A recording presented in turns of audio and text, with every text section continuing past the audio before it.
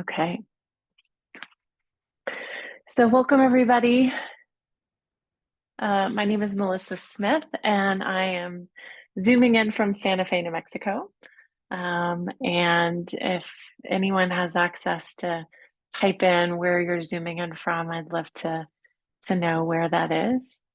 And also, I just mentioned if there's any special needs for class today that I should be aware of, that I can redirect my languaging or verbal cues toward that direction, I would be happy to. So I'll give you a little bit of a menu for our experience today. And I don't know how many of you um, uh, are, and what your experience is right now with caregiving, what your relationship to it is. I'll share just a little bit about mine after I share the menu for today. Um, we are going to do a little bit of a meditation. You can be seated or lying down. If you haven't got any yoga props, it really doesn't matter. You might just grab a blanket or even a pillow from wherever you have. Um, just making sure you've got some ample room to move around, whether or not you have a yoga mat, it's just not important. So, you accommodate however it makes sense. I will also be making some accessibility assumptions today.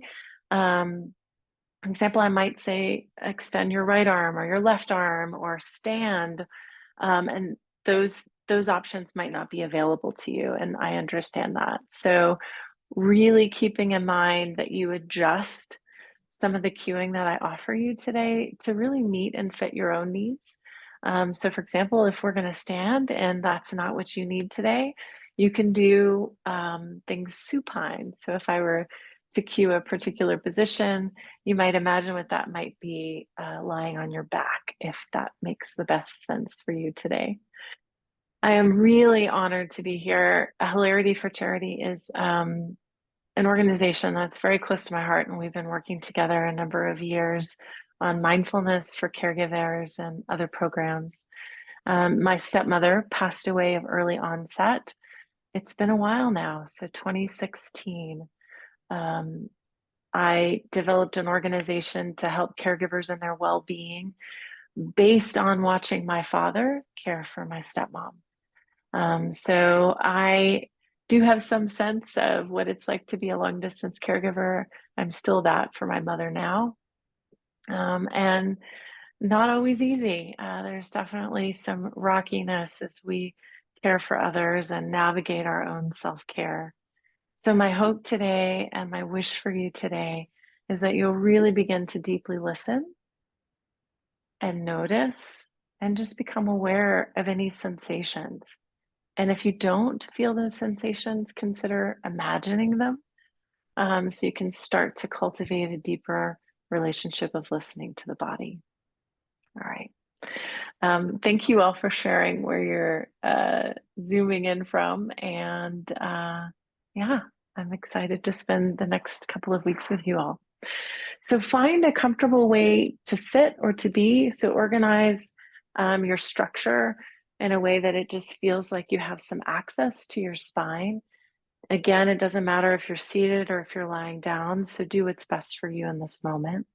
And I might ask that you just add just a little bit of movement here. So whether that's drawing the shoulder blades back, or whether that's softening the jaw, or wiggling the spine a little bit, or maybe even a big pandicular stretch, whatever it is you need in this moment, go ahead and take that and then begin to settle. If it's comfortable for you to close your eyes, consider doing that. If you prefer to take a low gaze, then you can do that as well. And then as you sort of reduce one of the senses, you might notice that there may be some sounds coming towards you. And you might just make note of that. So if there's a car going by, if you can hear the wind blowing, if you hear sounds from another room, you might just begin to draw some attention and awareness to that. Okay. And allow, again, the sounds to come to you rather than you reaching out to them. One of my favorite things to do in mindfulness is just to label.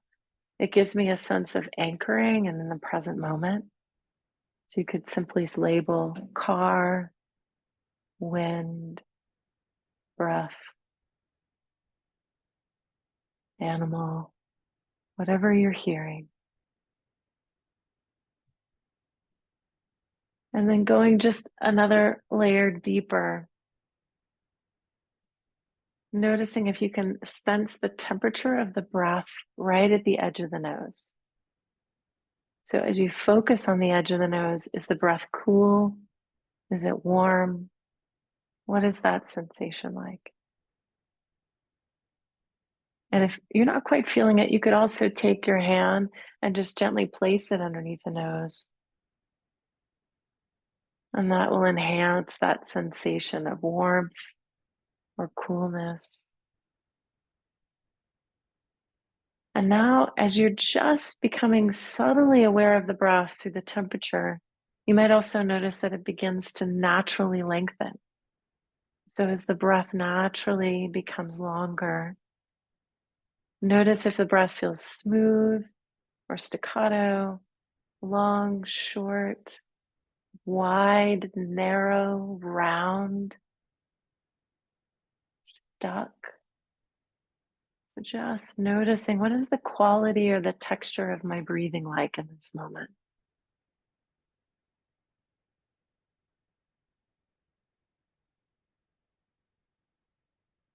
And then we'll gently begin to move into what I call an essential breathing pattern.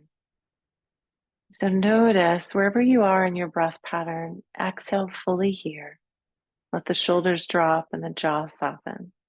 Take a gentle inhale and breathing in such a way that it feels like you're expanding the ribs all the way out, and then letting it waterfall right into that exhale. When you feel the bottom of the exhale, maybe there's a subtle pause, and then sip the air in again, long, slow, and full till you feel the top, and let it cascade all the way into that exhale. Keep going. So it doesn't matter the length here. It's about your experience of expanding the breath and your experience of expiring the breath. So really just finding wherever it lands at the very end.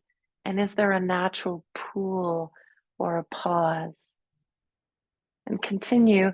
I like to almost imagine my breath moves in this gentle figure eight, so that as the inhale comes in through the nostrils, it weaves in and down through the body, expanding it. And as you exhale, you can feel it releasing, completing that figure eight. Take just a few more rounds exactly like that, just noticing.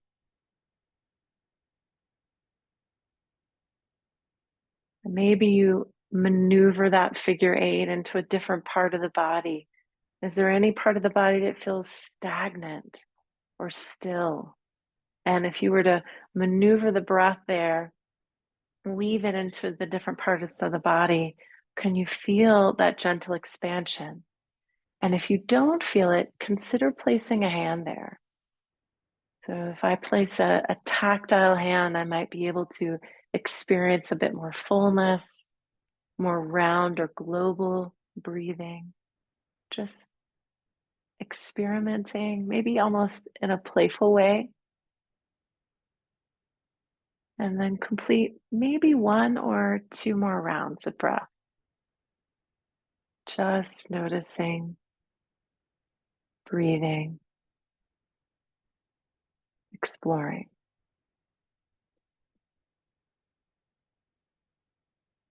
This is one of my favorite phrases from Thich Nhat Hanh. He's a Buddhist meditation teacher. And he says, breathing in, I see myself as still water. And breathing out, I reflect things as they are.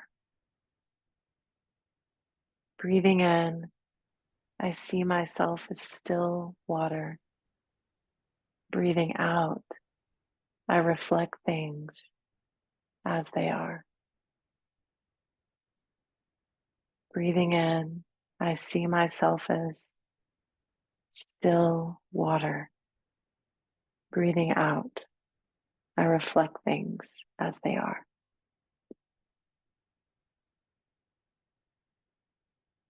Perhaps this mantra will be useful for you today as we practice.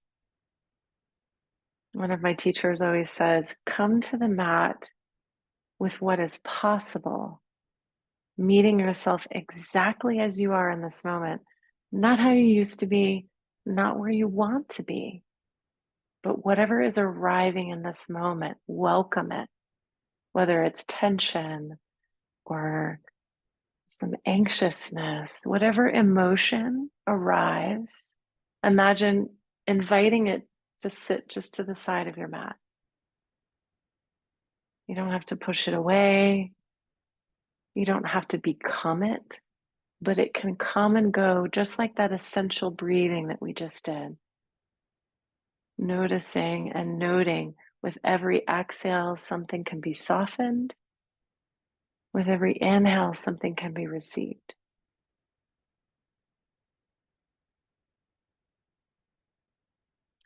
We'll just gently bring our hands into heart center.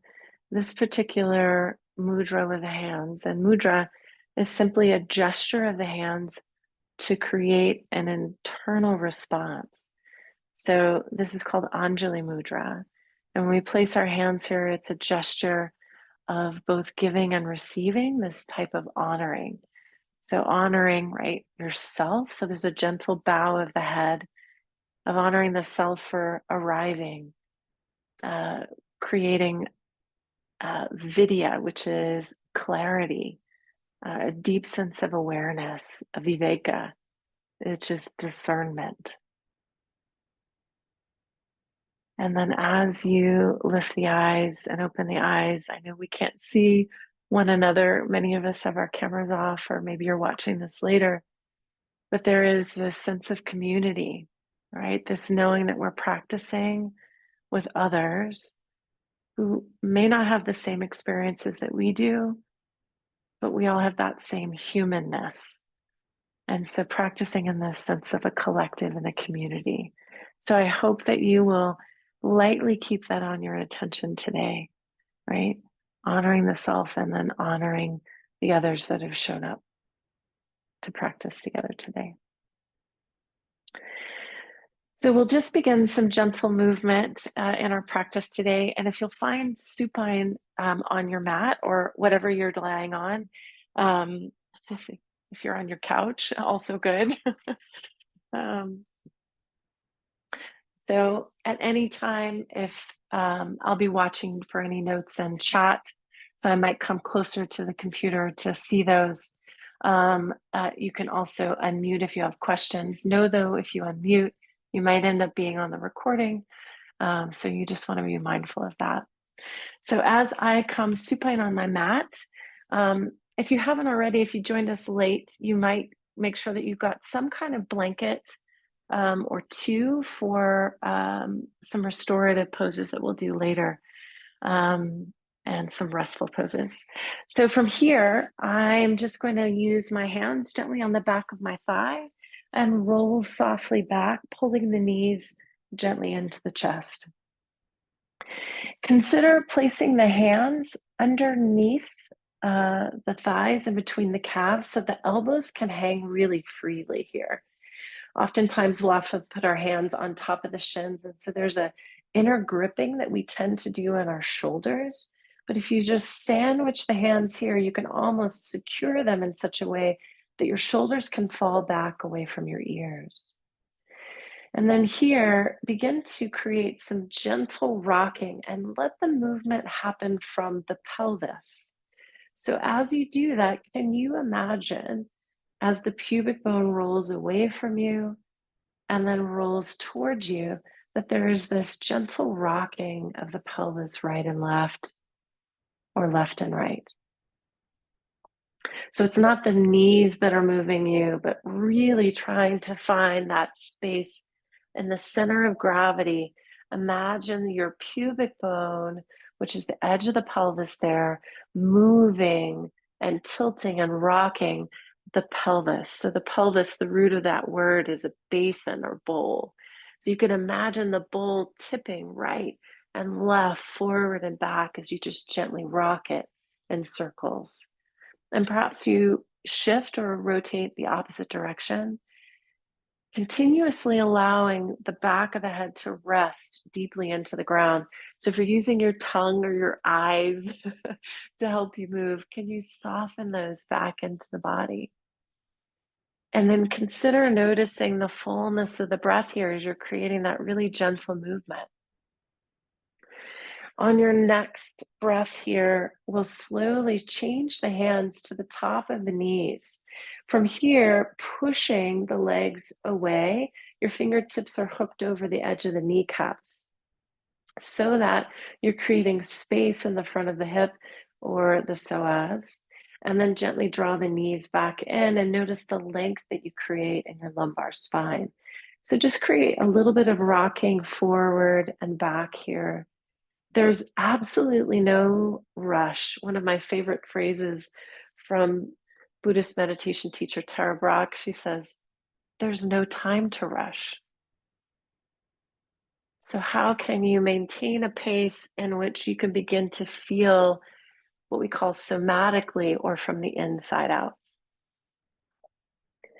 And then begin to shift this into a little bit more of maybe what folks would call some egg beaters. So you're just going to open the knees, go forward, then you open the knees wide like a cobbler, and then bring them back in toward the belly and then push away again.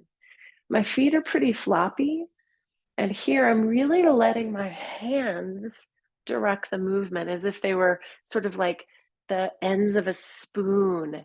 And my pelvis is like the curved part of the spoon. I really want to kind of dig in and around and how the hip rotates in its socket. And then you might even reverse the circle, or you can do a genuine egg beater and see how the brain responds to this. One knee circles one direction and then the other knee circles the other direction, and then you can reverse that. You might hear a little snap, crackle, or pop in the hip socket, or maybe the shoulders or the knees. So just being really mindful of what your experience is, maybe reducing the range of motion if that feels better for you. Then placing one foot on the floor, keeping one knee toward the belly. Place the hand on the back of the thigh again and flex the foot, slowly beginning to extend the leg any amount, and then gently bending the knee back in, extending and bending. So it doesn't matter if the leg straightens here. In fact, you could keep it soft. You can move the leg away from the face toward the wall opposite you, or you can be extending it toward you. It really doesn't matter. It's this idea of just allowing, right? Deeper flexion of the hip and an elongation along the back of the leg, which is to emphasize the hamstring. The next time that you extend the leg up, let the arms float down beside you and take just small circles of the leg. So you could have the foot flexed, you could have the foot pointed, you could even circle the foot while you circle the hip. That's up to you. Then the next time this knee bends, it aims toward the armpit. So, and we were forward before, and now we're aiming toward the armpit. So as the knee aims toward the armpit, take an extra sip of breath and then cross the leg across the top of the thigh. Once the foot is crossed across the top of the thigh, we're going to take a gentle twist here. So you're going to move your hips and pelvis the opposite direction of the top knee. So if you cross the right leg over, you'll tilt the legs over to the left. So here, my shoulder might pop up if my knees are on the floor. If my shoulder stays on the floor, then the knees will generally pop up. But you're in a supine twist. Good. Then play around with that opposite arm. So the knees are one direction, and see if you can find some range of motion in that shoulder as you take this twist. So is there a particular trajectory of the arm that feels really useful and good for the shoulder? And you might find that the shoulder softens further down toward the floor. Take a huge breath here through the rib cage, expanding the rib. And as you exhale, see if you can soften the shoulder toward the floor. One more breath here, fanning the top ribs out as much as it feels comfortable. And then relaxing the jaw and the eyes. On your next inhale, use the top knee. It's going to come toward the belly and then circle to help roll you back to the center. Place both feet on the floor.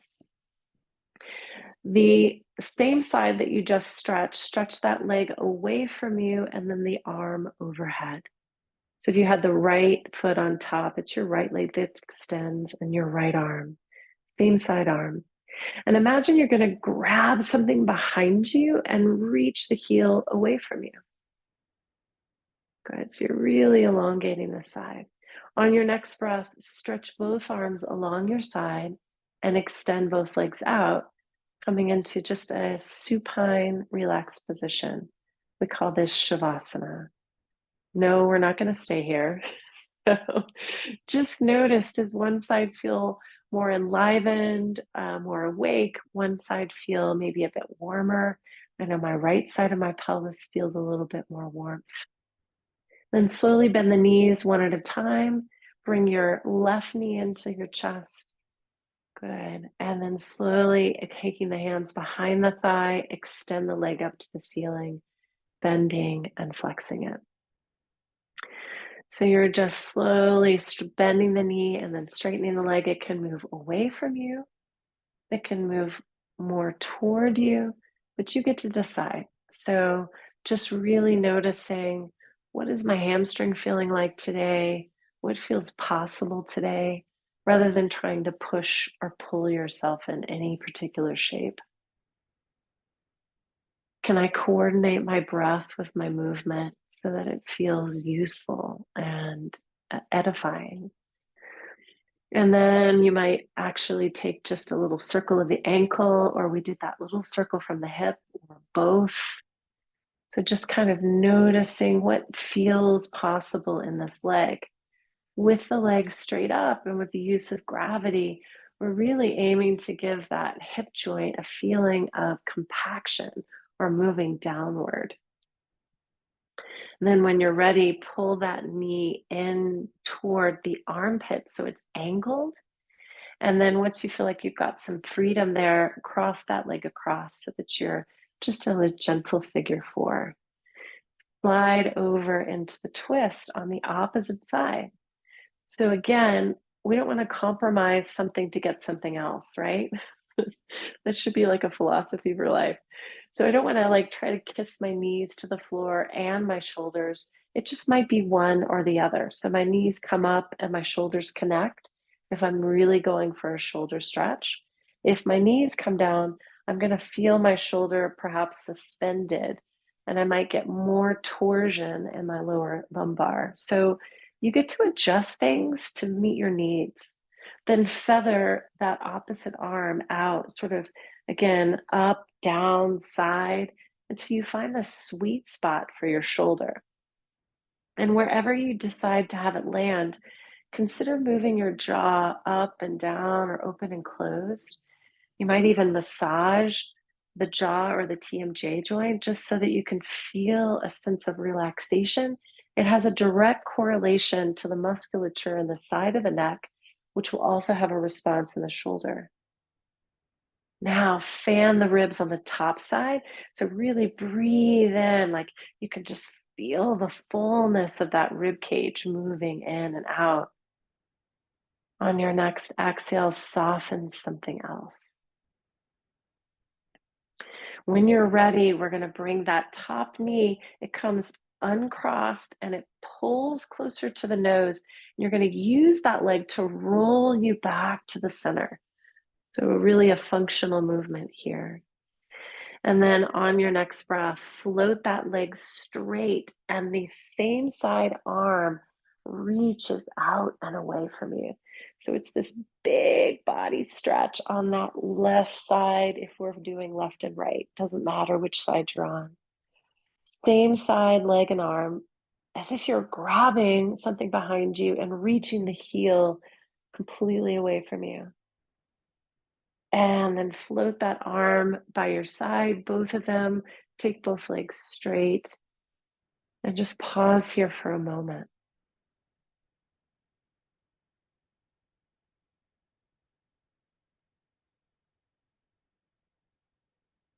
Breathing in,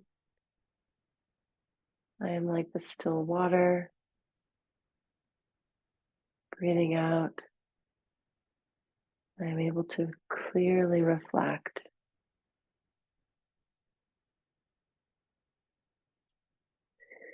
On your next breath, we'll soften both knees, place the feet on the floor, rock the knees either right or left, and you're going to roll to your side and come up. So here we're going to find all fours. So hands on the floor and knees underneath the pelvis. Just begin to rock your weight right and left. And as you rock your weight right and left, you might have a good indication of, ooh, what's going on in my wrist today? If this is a bit too much pressure for the wrist, feel free to go down to forearms. You could also, if you have blocks, put the hands on the blocks and it would be less load for the wrist. So you get to decide.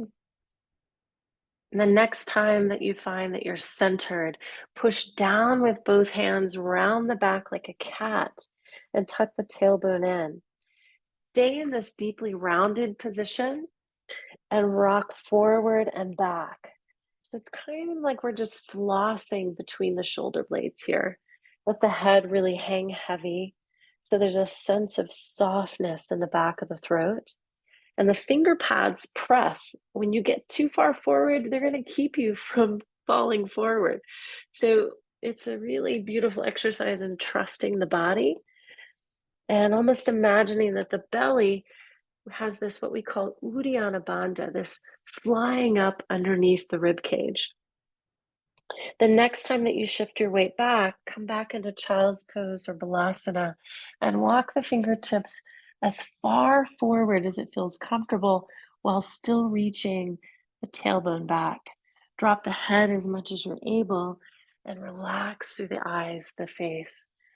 If you can get the forehead to soften and touch the ground or stacking fist on top of fist, the center point of your forehead is a central nerve system here that connects to the part of the nervous system that helps it respond into a relaxed state. It's called the parasympathetic nervous system. When we can soften the forehead, that's why that natural gesture of the hand on the forehead or the hand, the head resting on a pillow, that sort of cocoon kind of state. We make these natural gestures as a human, hand on the head or this sense of tenderness. It's an autonomic response to soothe the body. Take one more breath in child's pose, and then we'll just slowly float back and forth from all fours back into child's pose. You can consider undulating, which means I'm going to round my back when I come up and look forward, and then I'm going to lengthen my back, leading with my tailbone and a long spine. Rounding the back as I come forward. My hands will help me pause, and then leading with my tailbone as I go back. Take just a couple more, just like that, really enhancing or exaggerating the push from the hands and the feet. So when I come up, I push with my feet. And then when I go back, I push with the hands, my feet pause. Stay in child's pose and walk the hands off of your mat over to the right side. Then walk the hands as far forward as they'll go to enhance that lateral stretch. If you'd like to enhance it even further, take the left hand on top of the right and reach even further. Try to relax the top of the head and the jaw. An extra sip of air as you're weighted into the right side of your pelvis. All right, breathe in and breathe out. From here, we're going to move into Parigasana or gate pose. So I'll take my right hand next to my side and then extend the opposite leg out. And I might stretch this arm up or over. If this doesn't feel right for you, you can continue to stay in your variation of child's pose. Good. You could even extend the leg up if that feels meaningful for you. Continue to press the back foot down for support and stability. If you'd like to create more expansion, you can roll the chest open. You can even move the arm back behind you. Take an extra breath here. Wherever you are is perfect. We'll roll forward, fold the leg in, and come back through the center. Relax the elbows this time down to the ground, dropping the head. You'll lift the palms up, flip them over, and walk the elbows forward, reaching back behind you for your shoulder blades. Keep walking the elbows forward. Keep the hips back. So noticing what's possible, right? So feeling that stretch through the tricep, maybe you're feeling it down through the lats. Create just a little bit of synergy here by pushing the elbows down just a little. Exhale, relaxing the elbows. Do that again. Push the elbows down. You can feel your armpits hollow. And then relax. Extend the hands once again and then walk them over to the left. So you're going the opposite direction that you were just doing. Maybe you take the right hand on top of the left. You could even exaggerate the sit through the back of the right hip. Breathe in, breathe out. Sometimes I like to even sort of move my top shoulder up and down or forward and back, and that gives me a different lateral sensation.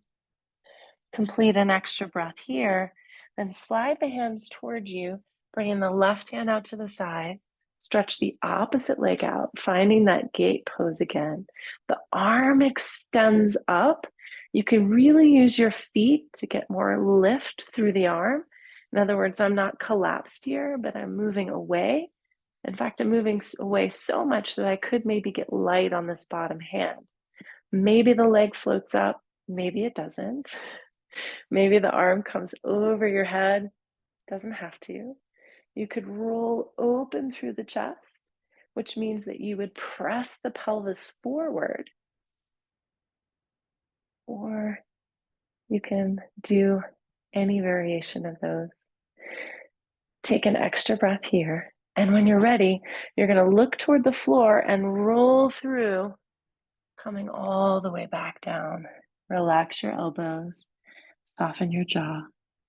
And this time, we'll walk the hands forward and take and shift the hips up. Keep walking the hands forward until the pelvis and the knees are aligned. Then begin to drop the forehead here. Some of you might want to use your hands like as brakes, like car brakes, so that you don't collapse through the shoulder. You still want to feel that hollow through the shoulder as you reach the head through. So I'm not collapsed in the shoulders and I'm using my hands. In fact, if you use your hands enough, you're going to still feel that core lift while you feel that stretch and lengthen through the upper chest. Relax your throat. Almost imagine that you are pulling the silly putty from the pelvis all the way into the fingers. So begin to note or notice which parts of my body actually feel connected, which parts feel disconnected here. On your next breath, you'll slowly walk the hands all the way toward the knees and curling the toes under. I'm going to come up to kneeling. Feel free if you need to add extra padding for the knees. You could always fold your mat over or slip a blanket. Taking your hands right by your side, you'll slide the hands out. So you're creating some space in your armpits. You might even wiggle your shoulders a little bit. From here, slide the hands around toward the buttock. Could also be on the thighs if your range of motion is less. As you slide it around, find a place to rest. The heel of my hands are on my sacrum, but it could be lower for you. Gently draw the elbows together, and as you do, you're imagining the curtain of your scapula closing around your spine. Now look down into the belly. So as I look down, my ribs move back, so it's going to give me more space in my shoulders. Now draw a line with the eyes all the way up, up, up, without dropping the head back. You still want that fullness of breath in the throat without losing connection. You can hear my voice completely change. But if I bring the chin forward enough, right, I can feel like I have enough breath to maintain. On your next breath, we're going to slowly begin to sit back and slide the hands down. Now, for those of you, this is too much on the feet. Feel free to come forward. A little tongue in cheek, they call this broken toe pose, which, yeah, I'm not a fan of that name. So remember that you can honor wherever you are, feeling that stretch through the soles of the feet. It could be all the way back. You get to choose. From here, we'll go back into camel, but push from the feet. So press the feet, feel the quads fire. As you lift, the pubic bone comes forward, the ribs go down, slide the hands back behind you. Inhale to come into camel. Ustrasana. Take another breath here, easy on the neck and jaw. On your next breath, you'll release this, but gently step the right leg forward. So I'm not mirroring you, so just notice right or left, doesn't matter. As I shift the weight forward, my finger pads come forward. As I shift my hip back, my finger pads can walk closer toward me. If you do have access to blocks and want to use those, you can. Good. So I'm just rocking forward and back. Just a real gentle investigation.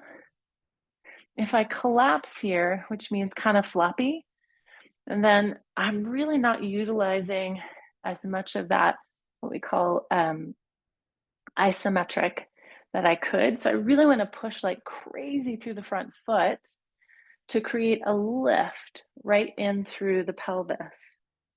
One more time, as you come forward, we'll walk the hands to the inside and keep walking. And you could be any amount forward, it doesn't matter. Just noticing what's accessible to you. So similar to gate pose, but different. You want to feel that you're really pushing that front heel, which is going to fire up the quad.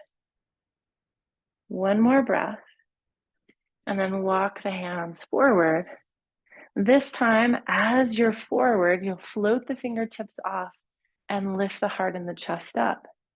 Roll the shoulder blades back together. Again, imagine framing the spine. Let the hands float behind you and shift the weight forward once again, using that heel to really push down. You have the option to stay here, or you can lift the same side arm up.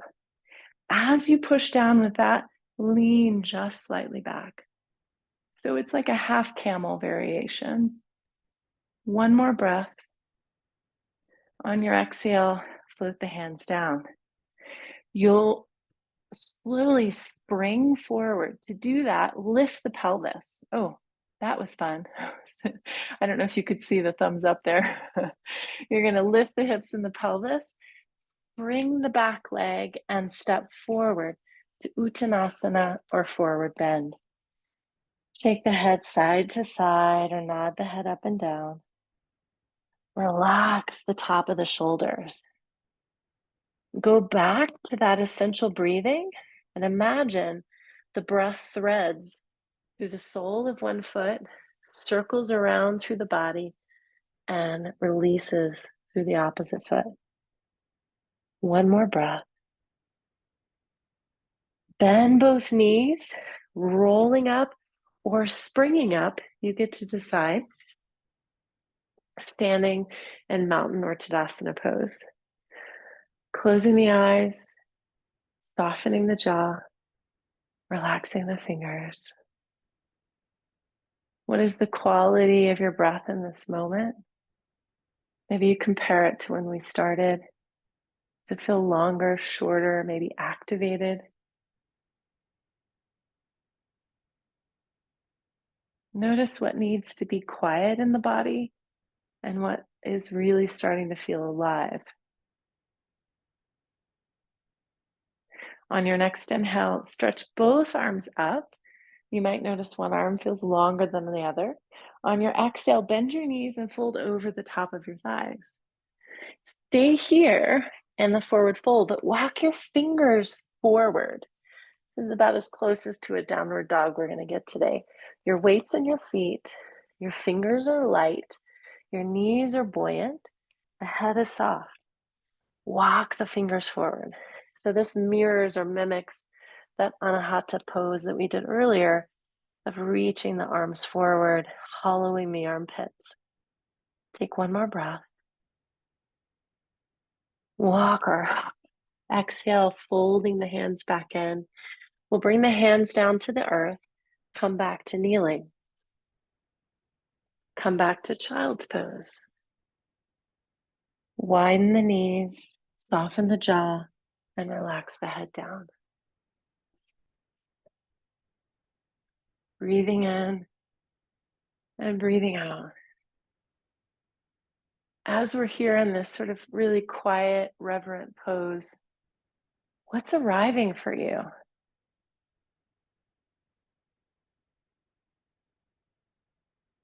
Thoughts are, they're not to be believed most of the time, but thoughts are ever changing. They're impermanent, just like emotions. So we're not pushing or rejecting anything away. We're really just noticing what's arriving. And I mentioned earlier this idea of viveka, which is discernment. Discernment arrives when we have knowledge, we learn something new, we apply the knowledge, that becomes wisdom. And discernment is through time and experience.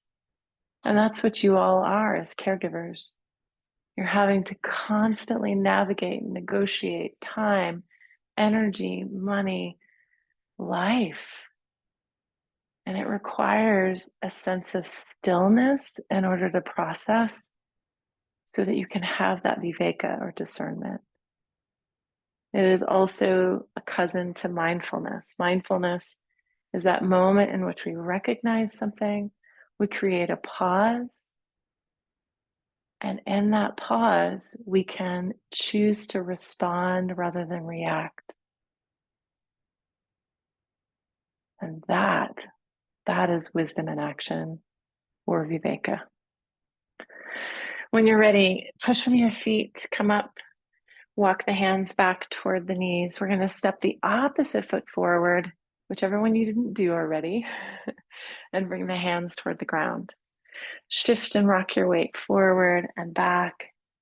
So there's a real sense of generosity and care with the body. Just constantly meeting the body in the moment, welcoming tension, welcoming any pings or pains. Sometimes it doesn't really seem intuitive to welcome the pain, but that's actually how you can turn it down, the volume of it. And the next time that you shift your weight forward, you'll walk the hands to the inside and walk the hands as far over. I don't know if you noticed, but I'm really working to externally rotate the top thigh. So I'm increasing that sensation, actively pushing down the front heel. And if I feel too much pressure in the back knee, push down more with the shin and the top of the foot. You might continue to walk the hands a little further, just bowing softly, finding the pattern of your breath. How can you be more tender with yourself in this moment?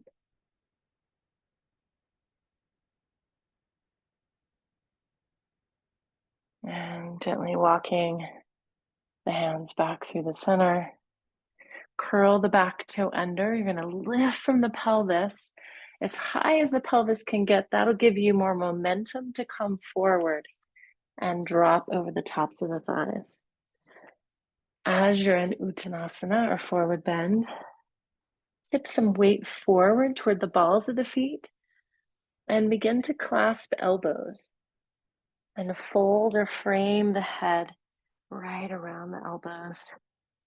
Imagine you've got little plumb lines from each elbow and sand dripping down and off. So there's a sense of weightedness and you're using gravity to your advantage.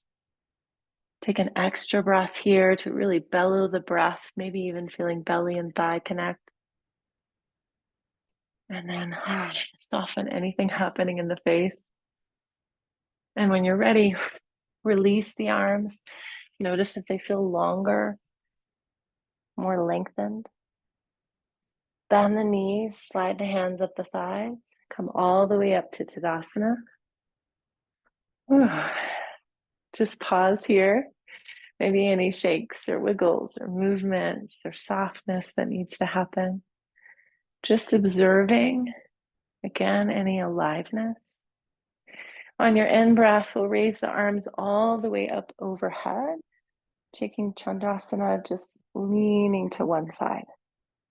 As you lean to one side, the elongated side, you're going to push down with that heel and reach further with that arm. You might even hold the wrist and reach more. But it's not important. The shape that you make should be the shape that your body is complicit to. So we're never pushing or prodding the body beyond our capacity. Inhale back through the center, float the arms all the way back down, turn the thumbs down and interlace the hands behind you. Here, get some space in the armpits. You can see I've got my elbows out. Now begin to draw the elbows together as you reach the hands behind you. If your hands don't touch, it's okay.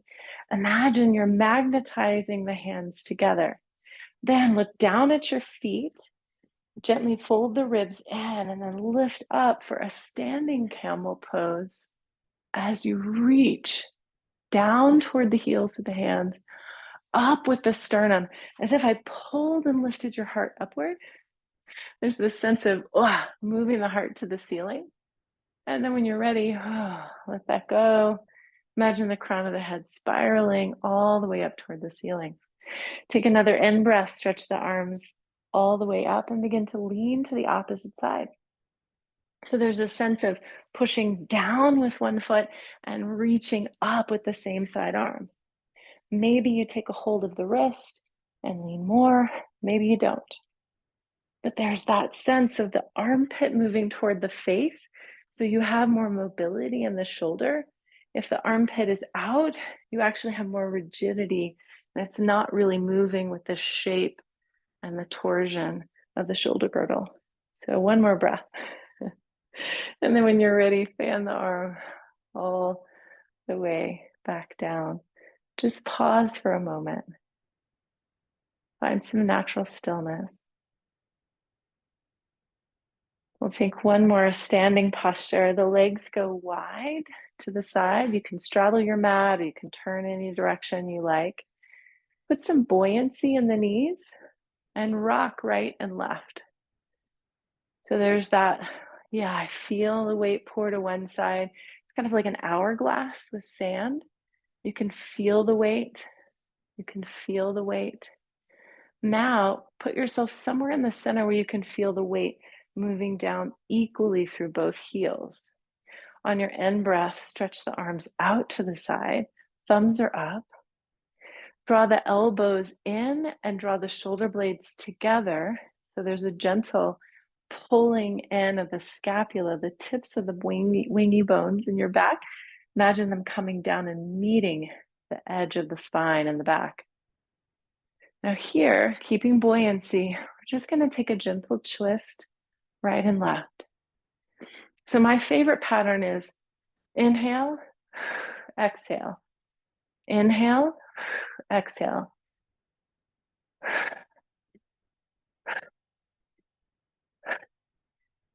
And you can choose, right, at any time to switch to the opposite side. So I would hold and then I would switch, inhale, exhale to the other side. So I'm still pulling my elbows in, finding my shoulder blades, and I'm finding a pattern to the breath. We call this movement a kriya, and kriya is a moving meditation. It's so repetitive that it allows you to really focus on sensation rather than imprinting the pattern. So you have to think about what comes next. Maybe you go deeper. That's if you want to feel your quads tomorrow, or a little bit higher. That feels better.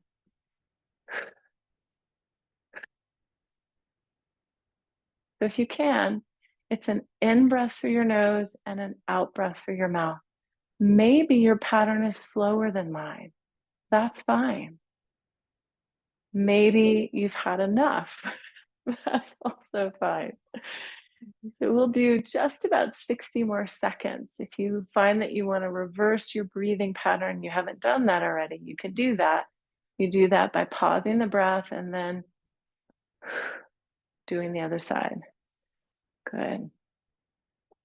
Note if you're kind of losing that connection, that scapular connection in the back, you can always draw the elbows a little closer, or imagine you've got a piece of paper underneath your armpit.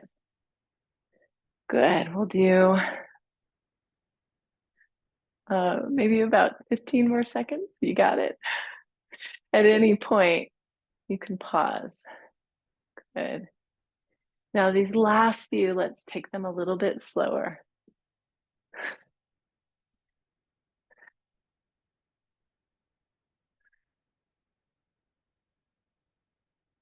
And relax the arms. Straighten the legs. Walk the feet into the asana. Just pause, noticing the effects in the body.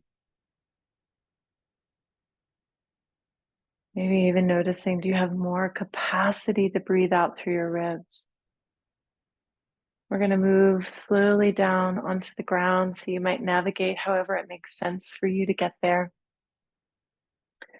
I'm going to take a blanket, and if you don't have a blanket, you could also use, I just grabbed a pillow from the couch. You can use a rolled up mat.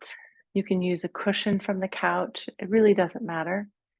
Where we're going with this is a roll along the spine to create a gentle opening of the chest. So I'm going to open my blanket just about like this, and I'm going to roll it. Yeah, and it looks something like this. The bigger your roll, the bigger the back bend. So the more opening of the chest, right? The more spinal extension. So if you're thinking, ooh, that's too much, then do less. So it would mean you wouldn't roll it quite as much and you can just use part of it. So I'm going to take it and line it up from the head of my mat to about the sacrum here. So I'm actually going to, my roll is kind of long, but you want your buttock on the floor, hands on either side. And as I roll back onto the support, oh, this feels so good. And if I have any extra blanket, I can always tuck it around my head or let it fit underneath my neck. It just depends on how malleable your blanket is. And then begin to take your hands and open them out. My feet are still in what we call constructive rest, the feet on the floor, knees up. And I'm just going to do these really slow snow angels. And the goal is only fingertips need to touch. So I'm not trying to get my arm all the way down at all. I just want to notice if I can let my fingertips touch. So I might bend my elbows a whole lot, especially if any of you have some restrictions in your shoulders. If this is not accessible to you, just consider lifting and lowering the shoulders. And if this still is not feeling appropriate for your body today, feel free to remove the roll and lie down. Find a comfortable shape that really feels right for you. So in this pose, which is called fish pose, we're just going to be here about 2 minutes. It's not quite as long as I would like us to be. Softening the eyes, softening the jaw, relaxing the face.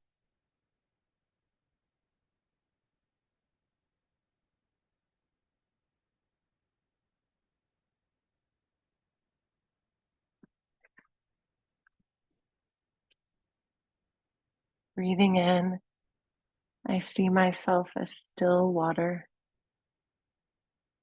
Breathing out, I reflect things as they are.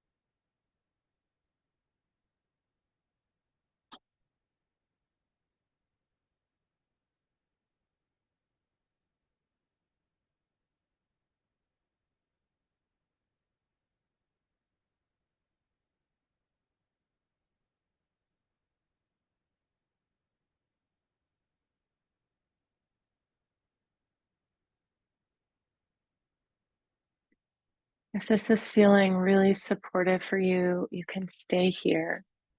If you'd like to feel the difference and the effects on the spine, you can roll to the side, move the blanket away, and then lie flat again. You can use the blanket as a support for the head or covering for the body.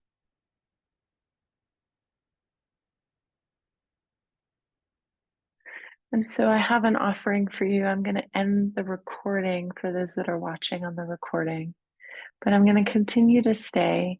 If anyone, and I'll let people know when we've been about 4 minutes in Shavasana.